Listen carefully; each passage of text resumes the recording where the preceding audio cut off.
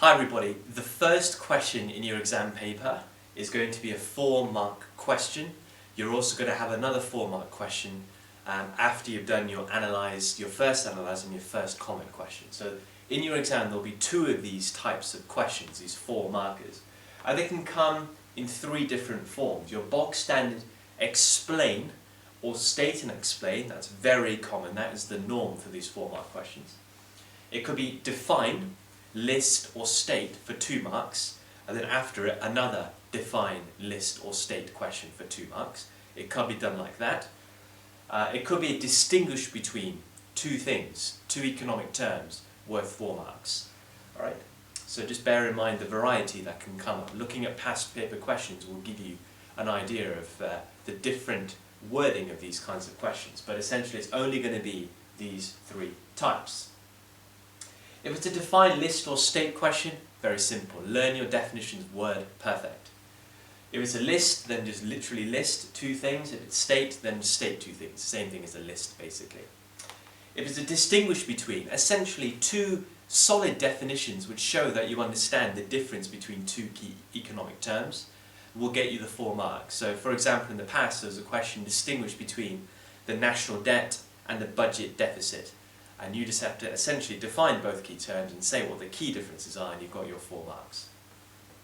However, these explain questions, or state and explain questions, are the most common types of 4 markers in the global economy exam.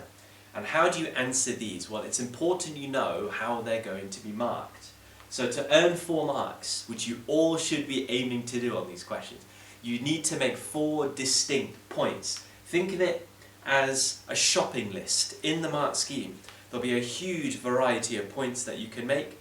The examiner is looking for 4 ticks in your paper. How many of the points in the mark scheme have you made in your exam in answering the question?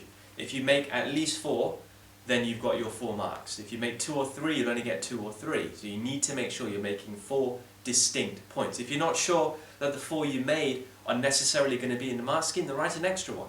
It's a shopping list idea. As soon as you get 4 ticks, we move on. All points that you make must answer the question, right?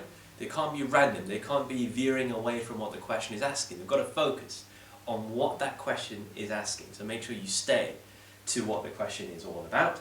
Examples are helpful, again, if they aid in answering the question only.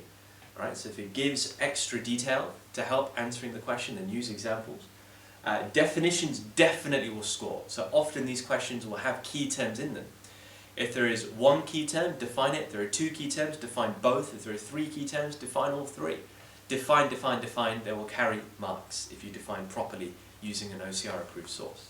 The key thing is be rigorous. Don't assume that these are small questions you can take it easy and be vague. You must always be detailed. That's how OCR will score you. As this playlist continues, you'll see me go through lots of different 4-mark questions, and you'll see me following this basic technique. But if you want full answers to potential 4-mark questions, or likely 4-mark questions in this year's exam, then look at the description box where you can see my model answer guide for the likely questions that will come up this year. Looking at exactly how I answer them, if you follow that, then you're likely to score top marks in your exam. So look at the links. I would recommend getting that guide. It's a fantastic guide for you to smash this exam in the summer. Thanks for watching, guys. See you in the next video.